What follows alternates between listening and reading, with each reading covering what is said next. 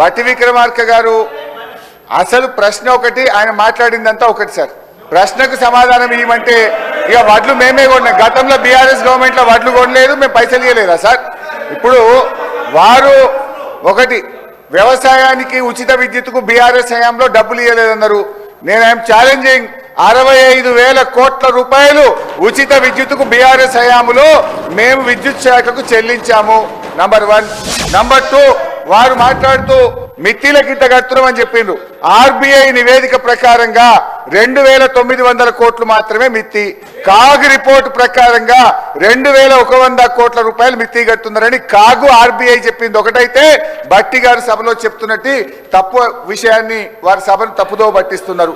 అధ్యక్ష, 1,27,000 కోట్ల అప్పు తెస్తే ఏమన్నా ఒక్క ప్రాజెక్టు కట్టిందా అధ్యక్ష? మేము మా బీఆర్ఎస్ హయాంలో మిషన్ భగీరథ, మల్లన్న సాగర్, రంగనాయక్ సాగర్ ఎన్నో ప్రాజెక్టులు కట్టి ఆస్తుల కల్పన చేసింది బీఆర్ఎస్ అయితే, అప్పులు చేసి వీళ్ళు కేవలం కమిషన్ల కోసం పంచుకొని తిన్నారు తప్ప వాస్తవానికి జరిగిందేం లేదు అధ్యక్ష. నేను మీ ద్వారా కోరుతా ఉన్నా, దయచేసి ఈ అంశం మీద చర్చ పెట్టండి. ప్రజలకు వాస్తవాలు తెలవాల్సిన అవసరం ఉంది. మీరు ప్రివిలేజ్ మోషన్ కన్సిడర్ చేసి చర్చ పెట్టాలని కోరుతూ సభను తప్పుదో పట్టిస్తూ బట్టి గారు చేసిన వ్యాఖ్యల్ని తీవ్రంగా ఖండిస్తున్నారు.